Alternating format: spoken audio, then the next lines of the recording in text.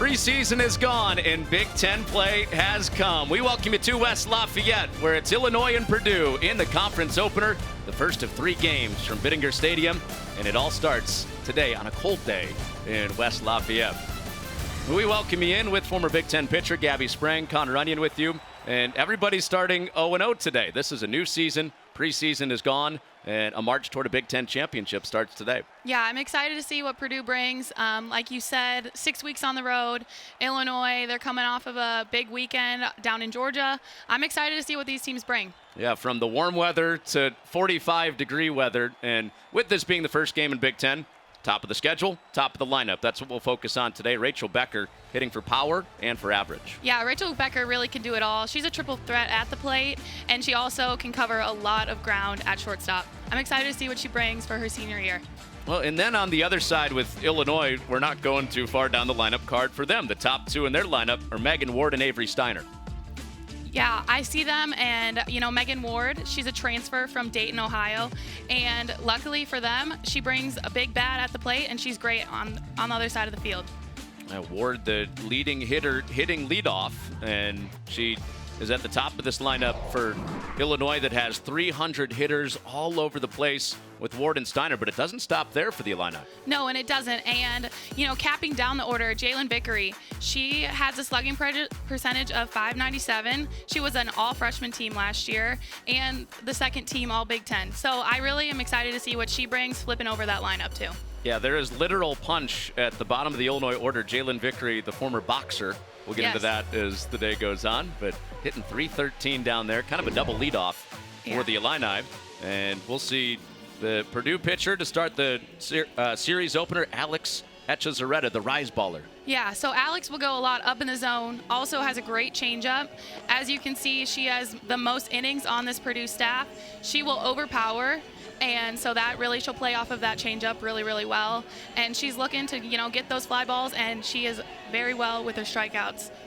So I'm excited to see what she brings in the first game of the Big Ten. ERA under 2, not bad, huh? No, not bad at all. Hey, that's what you want. That's what you want. You talked about it. First batter of the inning, Delaney Rummel flew out to right about how Echezarreta has gotten in on the hands, but she's been up and away the rest of the inning with 2 base runners on. Yeah, I think her game plan right now is to start in and then she'll go away, like just what we just saw, that pitch that missed the side of the plate. I think that she really needs to continue to go inside of these hitters, and it kind of forces them to swing, and she's missing and she's 2-0, and so. What do you see in her delivery here on that last pitch that brought the catcher out? I don't think it's necessarily the delivery that is going on and why Halata is coming out to catch. It's just more that she's down 2-0 and she just walked this last batter. And so it's kind of just a regroup, hey, like what's going on? Maybe like she'll make you laugh. Like it's pretty simple, and it's kind of just to get your mind off of, I just walked a girl and then I just threw 2 more balls. 3-0. Take us inside the circle for a second. The funniest thing that's ever been said to you when a catcher has come out to see you? They usually are like, hey, what do you want to have for dinner tonight?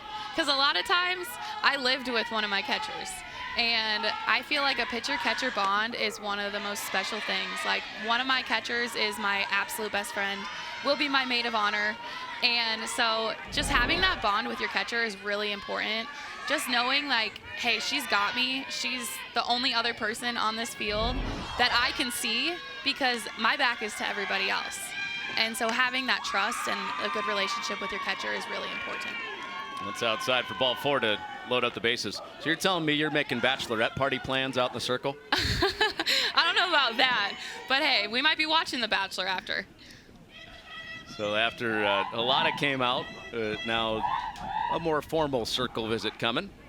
Yeah, and this is just for Coach Boo, just to kind of talk to her pitcher, talk to her catcher, see what's going on, see where she's missing.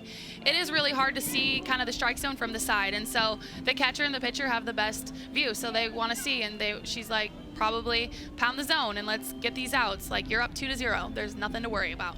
Looks like also talking to the infield a bit there too. Yeah, with bases loaded, you usually bring the infield in a little bit so that you can make that play at the plate and you can get that out.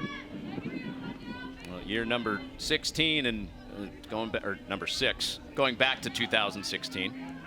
Flopped the 6s and the 16. But a great preseason for Purdue. When they started the season, they started 6-0 at Coastal Carolina. And on their best string of play right now since the first year that this coaching staff was in West Lafayette.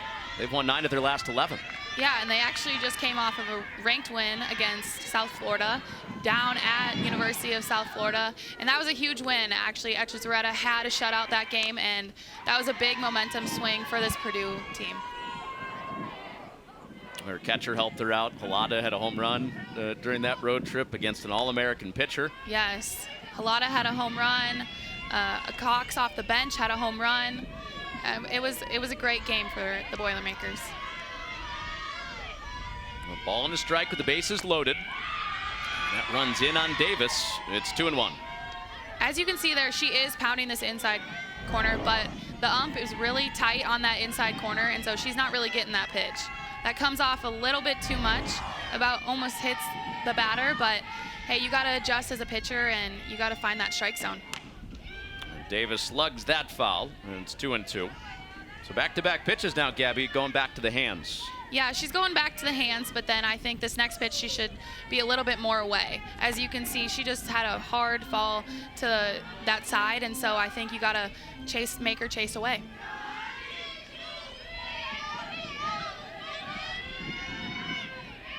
A big pitch early in this game, bases juiced.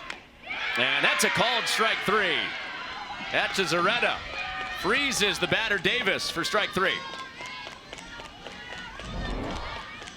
So notice here, she hits this corner perfectly. She kind of makes her freeze, right at the knees, and makes sure she paints that corner right where the ump wants it. Before, she was a little bit too inside, and he wasn't liking that, so she brought it a little bit more on the plate, and she got that strikeout. Well, Sherwin-Williams action. I like that changeup from Etcheseretta. I hope to see that more throughout the game. I think it really freezes the batters, and it can get those little blue pop flies, and that's what she wants. So Jalen Vickery out of this double leadoff spot, again hitting .313 on the year.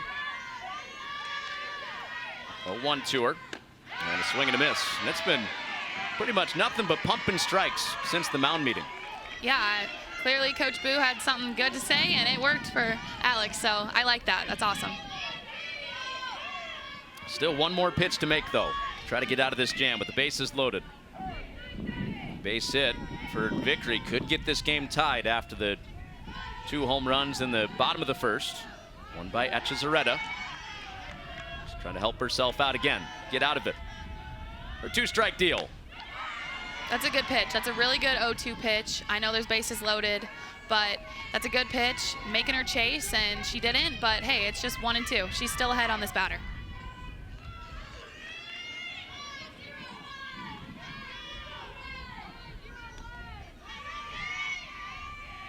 Another 2-strike offer. It's 2-2. A little bit too much off the plate with that screwball. I think a little bit she needs to start it a little bit more off on the plate and then make her chase off, and it would be a strikeout. But unfortunately, she started it a little bit too far off the plate, and it went to the other side of the batter's box. Break even. There's a swing and a miss, strike 3. That's exactly what we want from Etcheseretta. She gets herself into that jam, but she gets out with that big strikeout, and that's huge for Purdue, bringing them back up to the plate. And here we go, right. Slam and a jam for Etcheseretta. Gets out of it.